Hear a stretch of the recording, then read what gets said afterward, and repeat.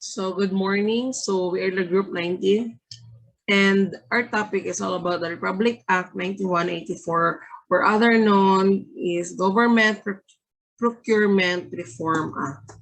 So the Republic Act number 9184 is an act providing for the modernization, standardization, and regulation of the procurement activities of the government and for other purposes. So we have 25 articles. So first is the general provisions. Second is procurement planning. And third is procurement by electronics means. And fourth is the competitive bidding. Fifth, bids and awards committee. Six is the preparation of bidding documents. Seven is the invitation to bid. Eight is the receipt and opening of bids. Nine is bid evaluation. 10 is the post-qualification. 11 is the award, implementation, and termination of the contract. 12 is the competitive bidding.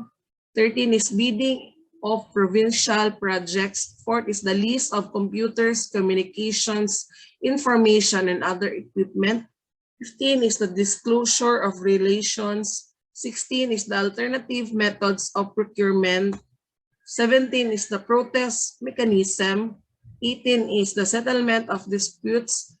19 is the contract prices and warranties. 20 is the government procurement policy board. 21 is the penal clause. 22 is the civil liability. 23 is the administrative sanctions. 24 is the legal assistance and indemnification of back members. 25 is the final provisions. So first article is the Article 1, Section 1 is the short title. This is the act shall be known as the Government Procurement Reform Act.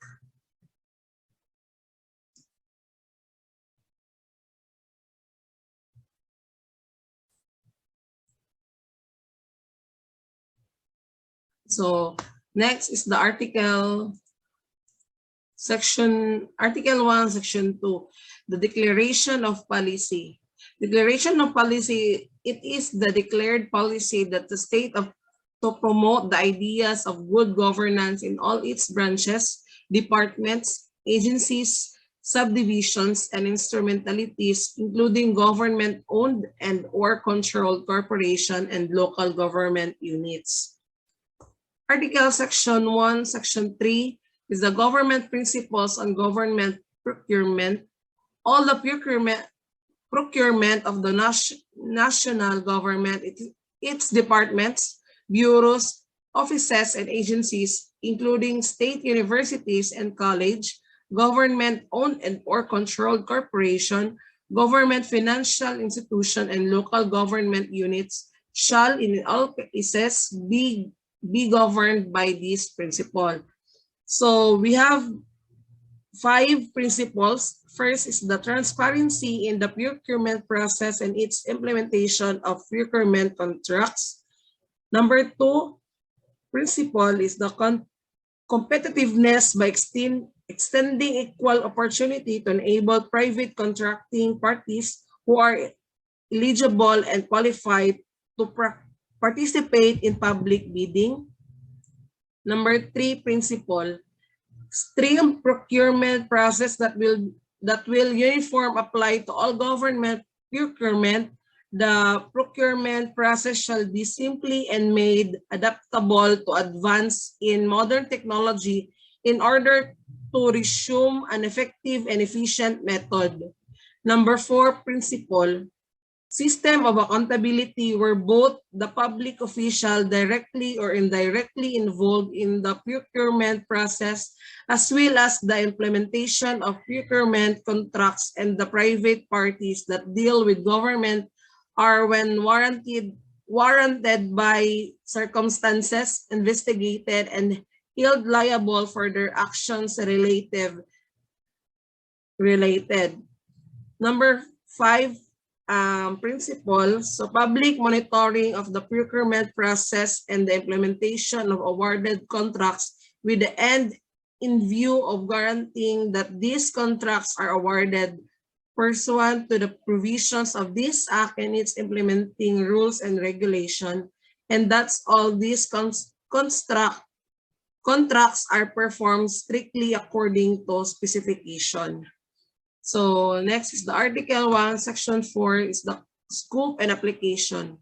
This act shall apply to the procurement of infrastructure, projects, goods, and consulting services regardless of source of fund, whether local or foreign, by all branches and instrumentalities of government, its departments, offices, and agencies, including government-owned and or controlled corporation and local government units, subject to the provision of Commonwealth Act number 138. So, Article 1, Section 5, the definition of terms. For the purpose of this act, the following terms or words and phrases shall mean to be understood as follow. So we have 15 definition of terms. So first is the approved budget for the contract or the ABC. ABC refers to the budget for the contract duly approved by the head of procuring entity as providing for the general appropriation act and or continuing appropriations in the case of national government agencies. The corporate budget for the contract approved by the governing boards pursuant to EO number 518 series of 1979. In the case of government-owned and or controlled corporations, government financial institutions, and universities and colleges, and the budgets for the contract approved by the respective sanggunian in the case of local government units. Next is the BAC. The BAC, it refers to the Bids and Awards Committee established in accordance with Article 5 of this Act. Next is the bidding documents. Bidding documents, it refers to the documents issued by the procuring entity as the basis for bids, furnishing all information necessary for all the prospective bidders to prepare a bid for the goods, infrastructure projects, and consulting services to be provided. Next is bid. Bid refers to the assigned offer or proposal submitted by a supplier, manufacturer, distributor, contractor, or consultant in response to the bidding documents. Next is competitive bidding. Competitive bidding, it refers to the method of procurement which is open to participants by any interested party and which consists of the following process: advertisement, pre-bid conference, eligibility screening for all prospective bidders, receipt and opening of bids, evaluation of bids, qualifications, and award of contracts, the specific requirements and of. Next is the competitive bidding. Competitive bidding, it refers to the method of procurement which is open to participations by any interested party and which consists of the following process. So the process is the advertisement, pre-bid conference, eligibility screening of prospective bidders, receipt and opening of bids, evaluation of bids, post-qualification and award of contracts, the specific requirements and mechanics of which shall be defined in the IRR to promulgate under this Act. Next definition of terms is the consulting services. Consulting services refers to the services for infrastructure projects and other types of projects or activities of the government requiring adequate external technical and professional expertise that are beyond to the capability and or the capacity of the government to undertake, such as but not limited to advisory and review services, pre-investment or feasibility studies. Next, the design, construction supervisions, management and related services, and the last one is the technical services or the special studies. Next definition of terms at GEPS, it refers to the government electronics procurement system as provided in Section 8 of this Act. Next is the goods. Goods refers to all items, supplies, materials, and general support services except consulting services and infrastructures project, which may be needed in the transactions of public businesses or in a pursuit of any government undertaking, project, or activities, whether in the nature of equipment, furniture, stationery, material for construction, or personal property, or any kind, including non-personal or contractual services such as repair and maintenance of equipment and furniture, as well as tracking, hauling, janitorial, security, and related or analogous services, as well as procurement of materials and supplies provided by procuring entity for the such services. Next is GPPB. GPPB refers to the Government Procurement Policy Board established in accordance with Article 20 of this Act. Next is head of procuring entity. It refers to the head of agency or his duly authorized official for national government agency. Next, the governing board or its duly authorized official for government-owned and or controlled corporation, or the local chief executive for local government units. So next is the Article 1, Section 6, the standardization of procurement process and forms. To systematize the procurement process, avoid confusion, and ensure transparency, the procurement process, including the forms to be used, shall be standards insofar as practicable.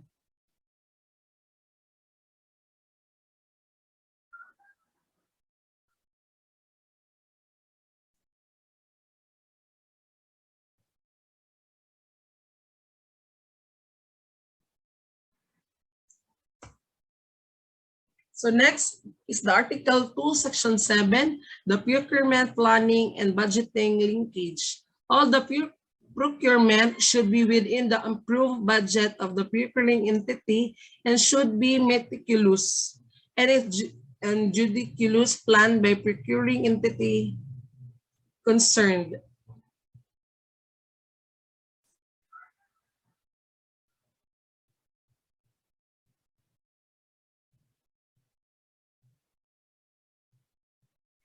So the Article 2, Section 7 is the procurement planning and budgeting linkage. All the procurement should be within the approved budget of procuring entity and should be meticulously and judiciously planned by the procuring entity concerned, and consent with the government fiscal discipline measures, only those considered crucial to the efficient discharge of government functions shall be included in the annual procurement plan to be specified in the IRR. Article Section 3, Section 8 is the procurement by electronic means. To promote transparency and efficiency, information and communication technology shall be utilized in the conduct of procurement procedures. Accordingly, there shall be a single portal that shall serve as the primary source of information on all government procurement. The GEPS shall serve as the primary and definitive source of information on government procurement. Further, the GPPB is the authorized to approve changes in the procurement process to adopt to improvement in the modern technology, provided that such modifications are consistent with the provisions of Section 3 of this Act. Next, the Article 3, Section 9, the security and integrity and confidentiality. The GEPS shall ensure the security, integrity, and confidentiality of documents submitted through the system. It shall include a feature that provides for an audit trail for online transactions and allow the Commission of an Audit to verify the security and integrity of the system at any time. Next, the Article 4, Section 10, the competitive bidding. So the competitive bidding is all the procurement shall be done through the competitive bidding except as provided for in the Article 16 of this Act. So Article 5 is all about the Bids and Awards Committee. So Article 5, Section 11 is the BAC and its composition. So each procuring entity shall establish a single BAC for procurement. That BAC shall have at least 5 members, but not more than 7 members. It shall be chaired by at least a third-ranking permanent official of procuring entity other than its head. And its composition shall be specified in the IRR. Article 5, Section 12 is a function of the BAC. So the BAC shall have the following functions. First is the advertise and or post the invitation to bid, conduct the procurement and pre-bid conference, determine the eligibility of prospective bidders, receive bids, conduct the evaluation of bids, undertake post-qualification proceedings, recommended award of contracts to the head of the procuring entity of his duly authorized representative, provided that is the event the head of the procuring entity shall disapprove such recommendation. Such disapproval shall be based on the valid, reasonable, and justifiable grounds to be expressed in writing. Copy finished the BAC, recommended the imposition of sanctions in accordance with the Article 23 and perform such other related functions as may be necessary, included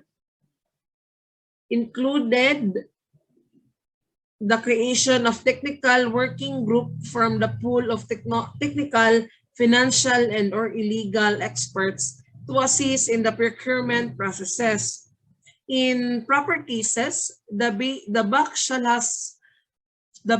also recommended to the head of the procuring entity to use of alternative methods of procurement as provided for the Article 16. Therefore, the BAC shall be responsible for ensuring that the procuring entity abides by the standards set forth by this Act and the IRR, and it shall prepare the procurement monitoring report shall be approved and submitted by the head of procuring entity of the GPPB on the semestral basis. So the contents and coverage of this report shall be provided in the IRR.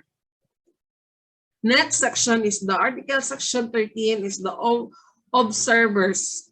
So the observers will enhance the transparency of the process. The BAC shall in all stages of the procurement process invite in addition the representative of the Commission on Audit, at least 2 observers to sit in proceedings, 1 from the duly recognized private group in the sectors or discipline relevant to the procurement at hand, and the other from the non-government organization, provided however that they do not have any direct or indirect interest in the contract to be bid out. The observers should be duly registered with the Securities and Exchange Commission and should meet the criteria for observers as set forth in the IRR. Next, the Article 5, Section 14, the BAC Secretariat to assist the BAC in the conduct of its function. The head of the procuring entity shall create a secretariat that will serve as the main support unit of the BAC. The head of the procuring entity may also designate an existing organic office within the agency to serve as the secretariat. Next, the Section 15 of Article 5, the honoraria of BAC members. The procuring entity may grant payment of honoraria to the BAC members in the amount not exceed 25% of their respective basic monthly salary subjected to availability of funds. For this purpose, the Department of Budget and Management, the DBM, shall promulgate the necessary guidelines. Next, the Article 16 of Section 5, the professionalization of BAC and BAC Secretariat and Technical Working Group members.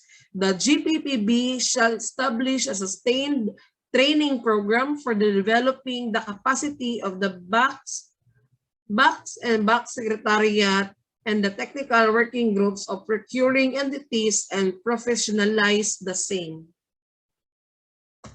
So the Article 6, Section 7 is all about the preparation of bidding documents. So first section for this article is the forms on contents and bidding documents. So the bidding document shall be prepared by the procuring entity following the standard forms and manual prescribed by the GPPB. The bidding document shall include the following. So we have 10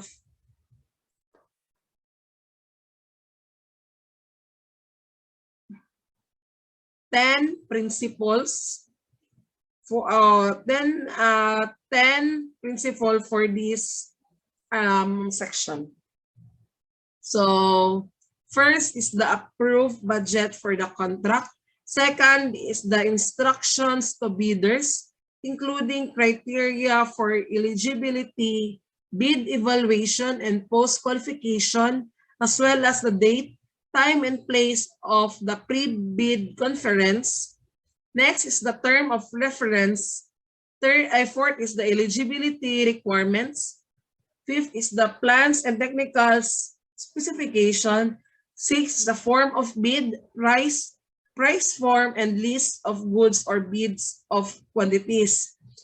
7 is a delivery time or completion schedule.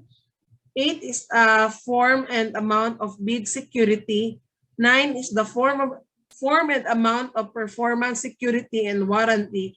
And the 10th is the form of contract and general and special condition of contract. So the procuring entity may require additional document requirements or specification necessary to complete the information required for these bidders to prepare and submit their respective bids. So next is the section 18 of Article 6. So section 18 is a reference to brand names.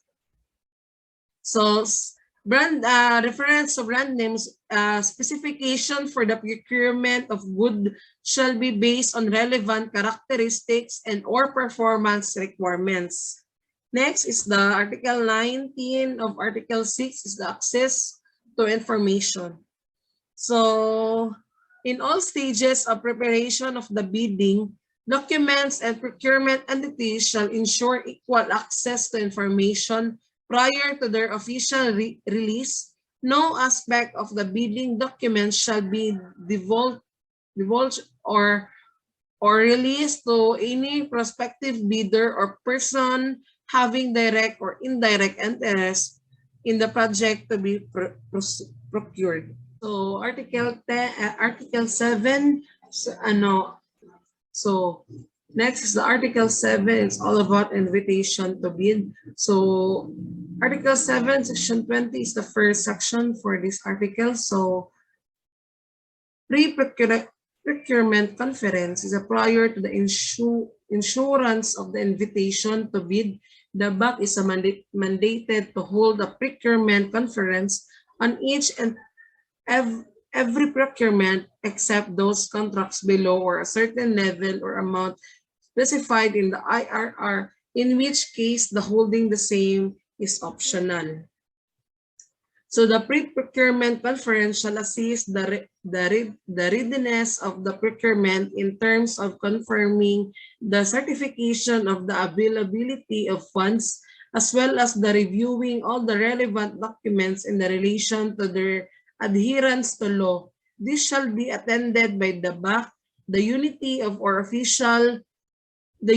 or official who prepared the bidding documents and the draft invitation to bid, as well as the consultants hired by the agency concerned and the representative of the end users.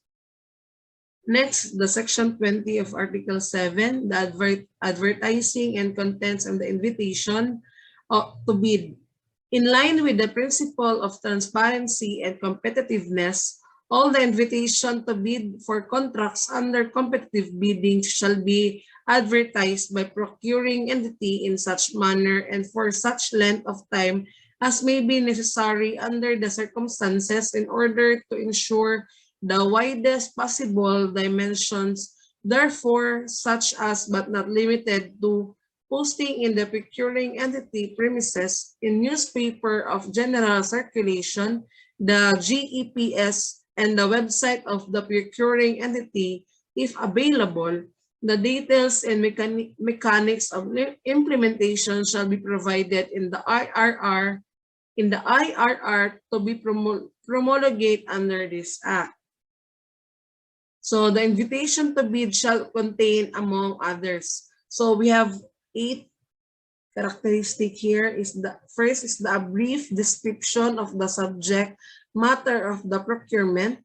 Next, the general statement of the criteria to be used by the procuring entity for the eligibility check, the short listing of prospective bidders in the case of the procurement of consulting services, the examination and evaluation of bids and posting qualification. Next, the date, time, and place of the deadline for the submission and receipt of the eligibility requirements, the pre-bid conference, if any, the submission and receipt of bids, and the opening of bids. Next is the approved budget for the contract to be bid. Next, the source of funds. Next is the period of availability of the bidding document in the place where these may be secured. Second to the last is the contract duration, and the last one is such other necessary information deemed relevant by the procuring entity. Next, section 22 is the section 22, Article 7, the pre-bid conference. At least one pre-bid conference shall be conducted for each procurement unless otherwise provided in the IRR. Subject to the approval of the BAC is a pre-bid conference may also be conducted upon the written request of any prospective bidder. The pre-bid conference shall be held within a reasonable period before the deadline for the receipt of bids to allow prospective bidders to adequately prepare their bids, which shall be specified in the IRR. So Article 8 is all about receipt and opening of bids. So Article 8, Section 23 is the eligibility requirements for the procurement of goods and infrastructures project. So the BAC, or the under special circumstances, specified in the IRR is duly designated organic official determine the eligibility of respective bidders for the procurement of good and infrastructures projects based on the bidder's compliance with the eligibility requirements within the period set forth in the invitation to bid. The eligibility requirements shall provide for fair and equal access to all prospective bidders. The document submitted in satisfaction of eligibility requirements shall be made under oath by the prospective bidder by his duly authorized representative certifying to the correctness of the statement made and completeness and authenticity of the document submitted. A prospective bidder may be allowed to submit his eligibility requirements electronically. However, said bidders shall later on certify under oath as to correctness of the statement made on he and the completeness and audacity of the document submitted. Next is the Article 8, Section 24. The eligibility requirements and shortlisting for the consulting services. The eligibility of the prospective bidders for the procurements of consulting services shall be determined by their compliance with the eligibility requirements prescribed for the competitive bidding concerned within the period stated in the invitation to bid. The eligibility requirements shall provide for fair and equal access to all prospective bidders. The prospective bidders shall certify under oath as to the correctness of the statement made and the completeness and authenticity of the document submitted. Prospective bidders may be allowed to submit his eligibility requirements electronical. However, said bidder shall later on certify under oath as to correctness of the statement made on the completeness and authenticity of the document submitted.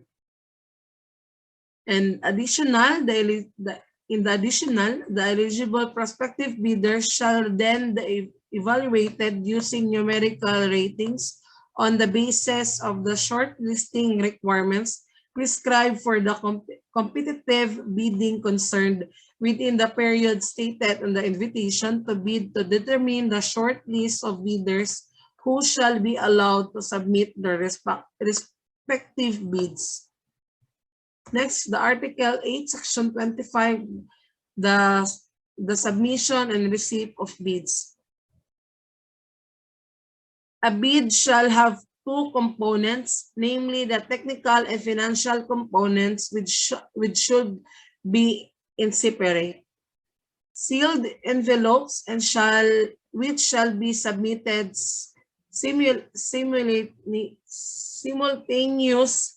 The bid shall be received by the back on such date, time, and place specified in the invitation to bid. The deadline for the receipt of bids shall be fixed by the back, given the insufficient time to complete the bidding process and giving the prospective bidders sufficient time to study and prepare their bids.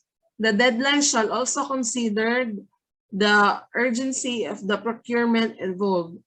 Bids submitted after the deadline shall not be accepted. Notwithstanding the provision of this section and Section 26 of this Act, the GPPB may prescribe innovation procedures for the submission, receipt, and opening of bids through the GEPS. So, Section 26, Article 8, Section 26, a modification and withdrawal of bids. A bidder may modify his bid provided that this done before the deadline for the receipt of bids. The modification shall be submitted in sealed envelope duly identified as a modification of original bid and stamped received by the bank. So the bidder may, through a letter, withdraw his bid or express his intention not to participate in the bidding before the deadline for the receipt of bids. In such case, he shall no longer be allowed to submit another bid for the same contract either directly or indirectly.